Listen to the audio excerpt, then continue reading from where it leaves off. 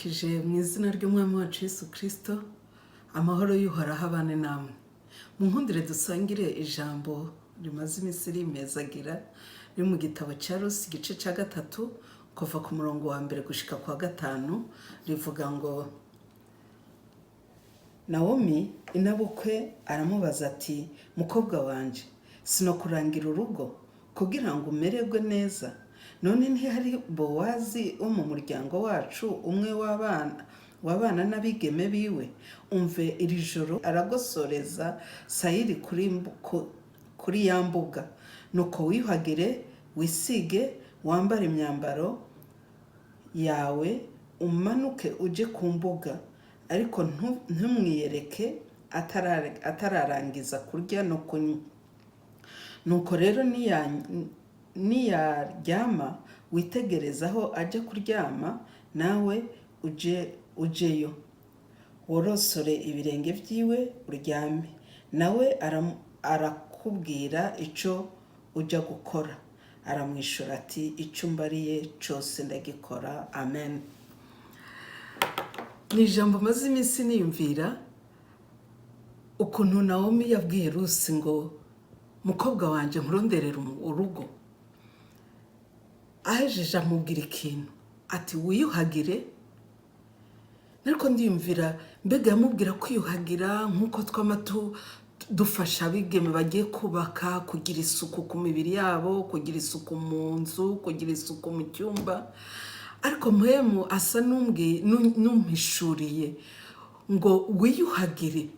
Niyumvira ngo Naomi we yavuga ngo wiyuhagire kahise waciyemo, wiyuhagire ibyimo wabo iwanyu, igihugu cyavumwe, wiyuhagire deception wagize, wiyuhagire ugupfakara wagize, wiyuhagire gupfakara nta n'umwana usize, wiyuhagire ibimaramare wagize mu buzima bwawe, ubyiyambure, kuko aho ugira ujye n'ubundi buzima bushasha ugira utangure.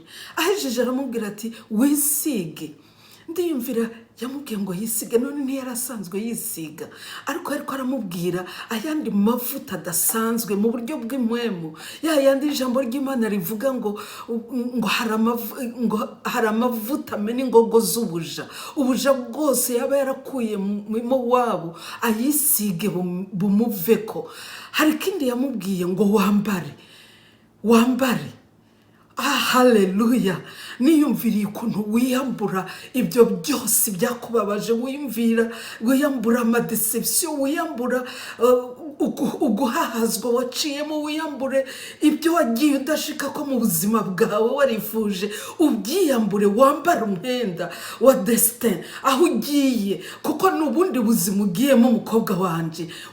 Wambare ngo nuheze ugende, ngo uraza kumenya. Haleluya. Ngo agezeyo abikora uko inabukwe yamubwiye. Ngo Bowazi ngo yikanguye aramubaza ngo urinde, ngo ndi Rusi. Ariko Rusi aza kumubwira akajambo kantangaje ngo, kuko uri umucunguzi wacu, ku murongo w'9, ngo kuko uri umucunguzi wacu. Hanyuma Bowazi nawe ku murongo w'10 amubwira irindi jambo ryantangaje ngo, abatama b'iwacu bose bazi ko uri umugore aroranye. Haleluya.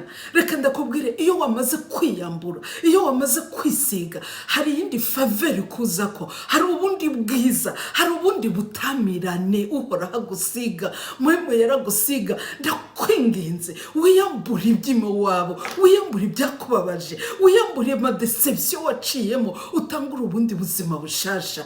Uhoraho aragusiga, arakwambika, kandi iyo yakwambitse ntawe ushobora kutagukunda.